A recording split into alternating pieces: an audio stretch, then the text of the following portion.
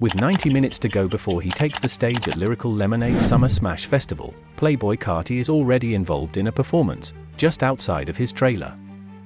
Sprayed on the trailer's side graffiti art is the word Opium, the name of Carti's creative agency and partnership with Interscope Records, along with an eye that looks like something an 8th grader might say is an Illuminati symbol. Carti's trailer is stuck between several others, plus the big SUV that transported the 28-year-old rapper from his hotel to the Chicago area festival. An entourage of about a dozen people, including rising artists and Opium sceners Ken Carson and Destroy Lonely, swarms around him.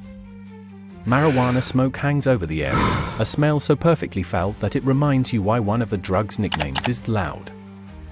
At one point, members of the entourage light something on fire with what looks to be a butane torch, cackling like hyenas.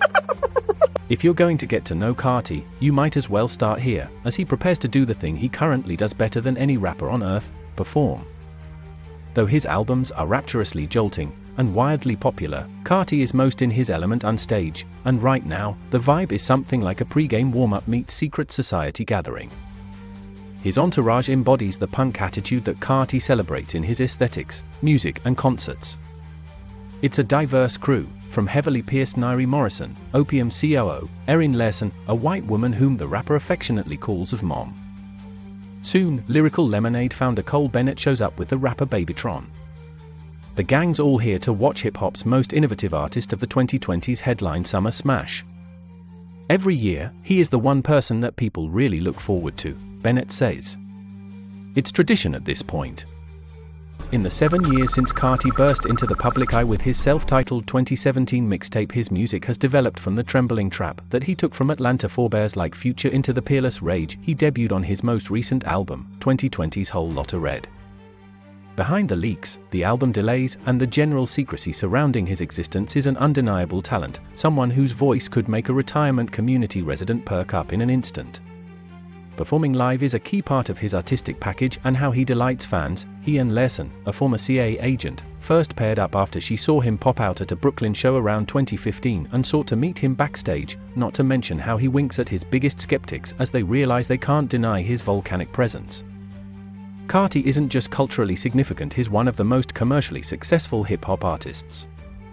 In person today, without the prosthetics or startling makeup he often wears on his face, he's surprisingly good-looking, classically handsome and tall, with a jawline that would make a TikTok girly swoon. His guest performance with Travis Scott on the 2020 Grammy Awards stage in February, Summer Smash, marks the first time Carti has performed all year, but if he's nervous, he's not showing it. For Carti, who started truly focusing on hip-hop when his high school basketball coach kicked him off the team, this never gets old. I want to make the people feel like they don't know what is about to happen, Carti tells me after the show once he has come down from his intense set. I get ready for a show like a boxer gets ready for a match. In 2017, he was arrested for domestic battery after grabbing a woman's backpack and forcing her into an Uber. In December 2022, his then pregnant girlfriend, Brandy Marion, told police that, amid an argument about a paternity test, Carti had physically attacked and choked her. When police arrived at the scene, they found her with visible injuries on her neck, back and chest. Rapper Iggy Azalea, the mother of Carti's son Onyx, has publicly accused him of being a neglectful father. When asked about his various legal issues, Carti declines to say much. "I don't want to answer that, you know. Jail ain't no fun."